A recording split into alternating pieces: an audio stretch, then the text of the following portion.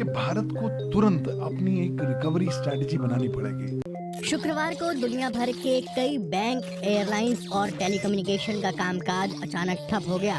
भारत में कई एयरपोर्ट्स और एयरलाइंस ने भी बयान जारी कर ये कहा है कि उनकी सेवाएं बाधित हुई हैं।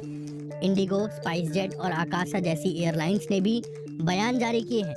दिल्ली एयरपोर्ट ने भी ये कहा है कि वैश्विक आईटी दिक्कत के कारण दिल्ली एयरपोर्ट पर सेवाएं बाधित हुई हैं।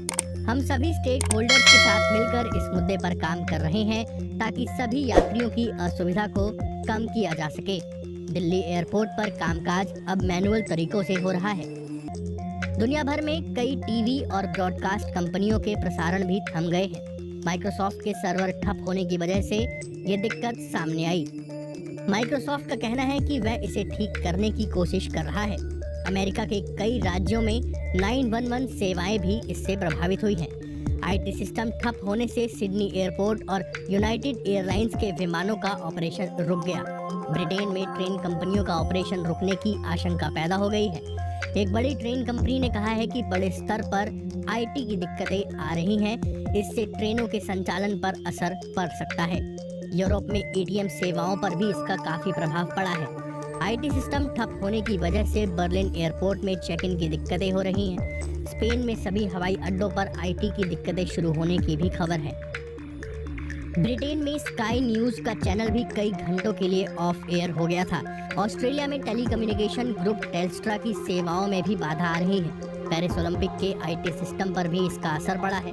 ऑस्ट्रेलिया के सिडनी में विमानों के उड़ान प्रभावित हुए हैं। वहीं यूनाइटेड एयरलाइंस ने अपनी हवाई सेवाएं रोक दी हैं। लंदन के भी स्टॉक एक्सचेंज में तकनीकी परेशानियां देखने को मिली। इस तकनीकी खराबी के कारणों को लेकर अभी तक कुछ भी साफ तौर से पता नहीं लग पाया है। हालांकि ज्यादातर लोग इसे माइक्रोसॉफ्ट पीसी ऑपरेटिंग सिस्टम से जोड़कर देख रहे हैं। भारत को तुरंत अपनी एक रिकवरी स्ट्रेटजी बनानी पड़ेगी। एक तो आप मीटिंग्स कर रहे हैं, बहुत अच्छी बात है। आप इन्वेस्टिगेशंस ऑर्डर करिए ताकि इन्वेस्टिगेशंस हो जाएं कि क्यों हुआ है। तीसरी बात, जवाबदेही मांगिए आप सर्विस प्रोवाइडर से कि साहब ऐसा क्यों हुआ, क्योंकि इस इतने बड़े पैमाने पर इस तरह की साइबर घटना दुनिया भर में नहीं हो रखी, भारत में तो खैर हुई ही नहीं है। केंद्रीय आईटी मंत्री अश्विनी वैष्णव ने ट्वीट कर ये कहा है कि वो माइक्रोसॉफ्ट के साथ संपर्क में हैं और इस पूरी तकनीकी खराबी का पता लगाया जा चुका है और साथ ही अपडेट्स जारी किए जा रहे हैं ताकि इस तकनीकी खराबी में सुधार लाया जा सके।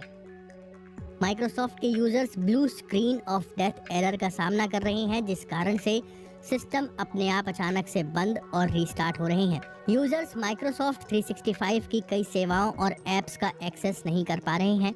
माइक्रोसॉफ्ट 365 के प्रवक्ता ने बीबीसी को बताया है कि कई सारी सेवाओं को वापस ठीक कर लिया गया है।